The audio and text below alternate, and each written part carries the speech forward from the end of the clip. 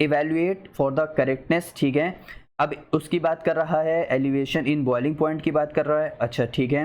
Azeotropic mixture boils without change their composition, अच्छा ठीक है, इसकी बात कर रहा है।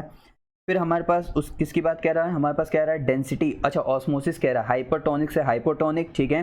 फिर हमारे पास डेंसिटी कह रहा है 32% कह रहा है, अच्छा ठीक है, यहाँ पे ये भी बात क्लियर हो गया। Negatively charge sol is obtained when KI is added to silver nitrate solution, चलो ठीक है, समझ गए, आओ आओ सब समझ गए, सब अरे सब हो गया। देखो पहला वाला एलिवेशन बॉइलिंग पॉइंट तो delta TB is equal to KB into I into M, लेकिन हमें इस फॉर्मूले की रिक्वायरमेंट नहीं है, हमें सिर्फ मतलब है I से। हमें किससे मतलब होगा, हमें मतलब है I से, क्योंकि अगर मेरे पास एक वाटर है, ठीक है, अब वाटर में हमारे पास क्या है, हमने मिलाया NaCl, NaCl क्या करेगा, कंप्लीट डिसोसिएशन करेगा, तो Na प्लस Cl माइनस में करेगा, तो इसका मतलब इसके हमारे पास 2 मोल्स आ जाएंगे, इसका मतलब I की वैल्यू यहाँ पे हमारे पास कितनी हो जाएगी 2। लेकिन उसी की जगह हमने यूरिया को डिसॉल्व कराया, क्या है यूरिया, तो यूरिया हमारे पास ये क्या है, नॉन इलेक्ट्रोलाइट है बच्चों, क्या है, नॉन इलेक्ट्रोलाइट है। इसका मतलब इसकी I की वैल्यू क्या रहेगी, 1 रहेगी। इसका मतलब NaCl क्या रहेगा, कॉज करेगा मोर एलिवेशन देन यूरिया, अगर सेम मोलैरिटी है तो भी, समझ आए। तो इसका मतलब पहला वाला ऑप्शन मेरे पास यहां से क्या हो जाएगा, पहला वाला the elevation boiling point of urea will be same at molarity, यहाँ पे टेम्परेचर पे, तो पहला वाला तो हमारे पास क्या हो जाएगा, इनकरेक्ट हो जाएगा, ठीक है। तो पहला वाला इनकरेक्ट हम हटा देते हैं। दूसरा वाला हमारे पास कह रहा है azeotropic mixture boils without change at composition, अच्छा हाँ जाहिर सी बात है, पहली बात तो ये डेफिनेशन ही दे रखी हुई है बच्चों, ये एजियोट्रॉपिक अगर आप लोग को पता हो ये डेफिनेशन ही दे रखी है। एजियोट्रॉपिक में हमारे पास क्या होता है, लिक्विड हो and vapour have same composition, have same composition, क्या है, हैव सेम कॉम्पोजिशन बच्चों। तो इसका कॉम्पोजिशन चेंज नहीं होता है बॉइलिंग के टाइम पे बच्चों, ये बात हमेशा ध्यान रखना।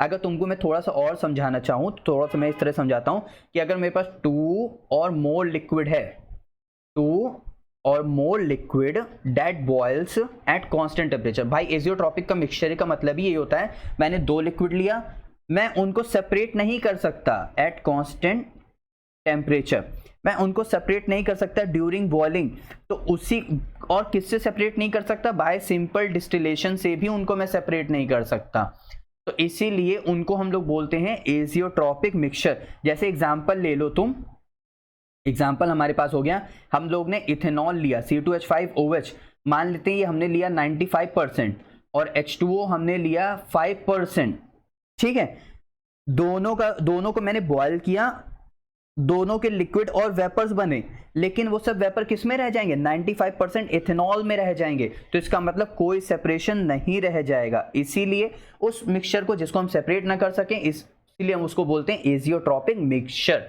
ठीक है।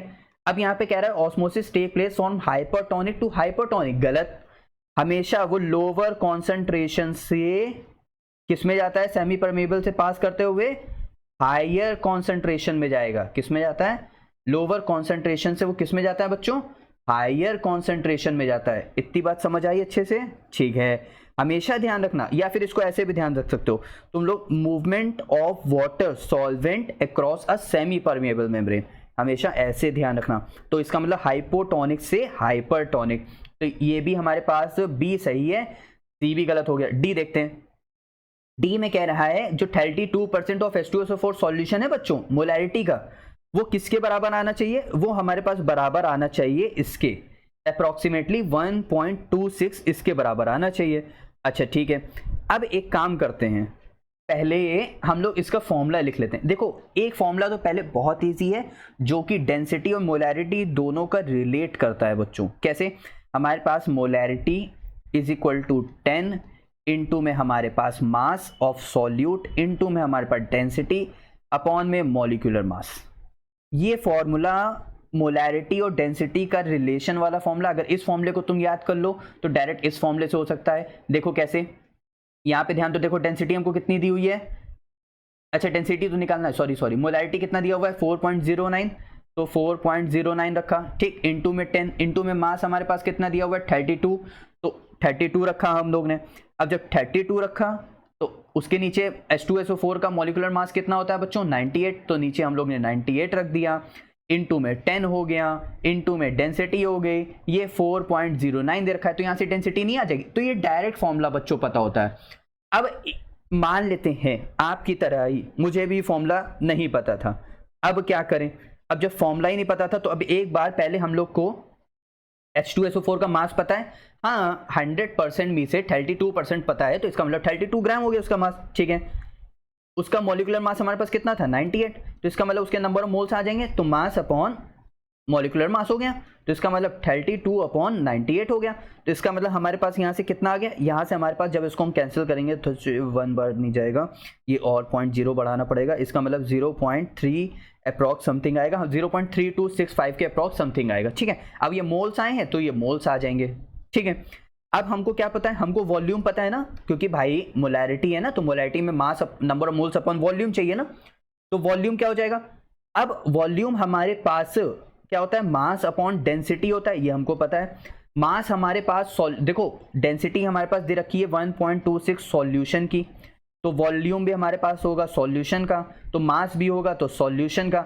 सॉल्यूशन पूरा ओवरऑल हमारे पास 100 था, जिसमें से 32% था, इसका मतलब 100 डिवाइड बाय डेंसिटी, क्योंकि हमको पता ही नहीं है, क्लियर। लेकिन मिलीलीटर में तो हम इसको क्या कर देंगे, 1000 से डिवाइड कर देंगे बच्चों, तो ये से 0 से 0 मर गया, 0, तो वॉल्यूम इज इक्वल टू हमारे पास कितना हो गया 1/10D। देखो 10 आ गया कि नहीं, यहाँ से वही फॉर्मूला बस वही पूरा अप्लाई हो जाएगा बच्चों। अब देखना, तो हमारे पास यहाँ से वॉल्यूम भी आ गया, अब मोलैरिटी का फॉर्मूला लगाओ। मोलैरिटी हमारे पास कितना आई थी, number of moles 0.3265 divided by हमारे पास क्या है 1/10D, ऊपर चला जाएगा भाई, जाहिर सी बात ऊपर जाएगा तो हमारे पास कितना हो जाएगा 10D हो जाएगा।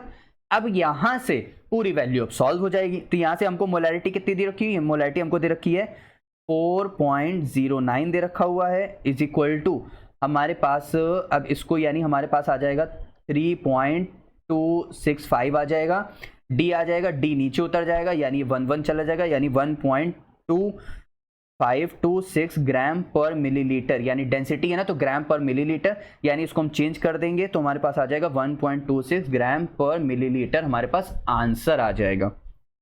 समझ आया बच्चों, कोई भी डाउट नहीं आता तक अच्छे से, तो इसीलिए हमारे पास यहां से ऑप्शन नंबर डी क्या हो जाएगा, करेक्ट हो जाएगा।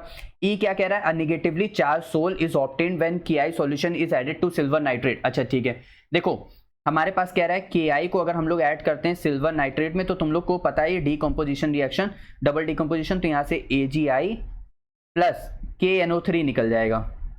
देखो बात समझने की कोशिश करना, अगर हमारे पास एक्सिस में KI है तो हमारे पास AgI और I माइनस एक्स्ट्रा निकलता है, अगर हमारे पास AgNO3 एक्सिस में तो हमारे पास AgI और Ag प्लस एक्स्ट्रा निकलता है, तो जो भी चार्ज एक्स्ट्रा होगा वो उस फॉर्म में निकलेगा। लेकिन यहाँ पे इन्होंने सिर्फ हमसे कह दिया है कि negatively charged sol form obtained होगा अगर KI सॉल्यूशन को ऐड करते हैं सिल्वर नाइट्रेट में। मतलब कहने का है नेगेटिवली चार्ज सोल यहाँ पे, पॉजिटिवली चार्ज्ड सोल यहाँ पे, तो इसका मतलब वो कह रहा है सिर्फ नेगेटिवली चार्ज, तो इसलिए वो करेक्ट हो जाएगा। यहाँ पे पॉजिटिवली भी हो सकता है और नेगेटिवली भी, तो यानी ऑप्शन नंबर ई भी क्या हो जाएगा, इनकरेक्ट हो जाएगा। तो ऑप्शन नंबर बी और डी करेक्ट, यानी ऑप्शन नंबर 2 क्या हो जाएगा बच्चों, करेक्ट हो जाएगा।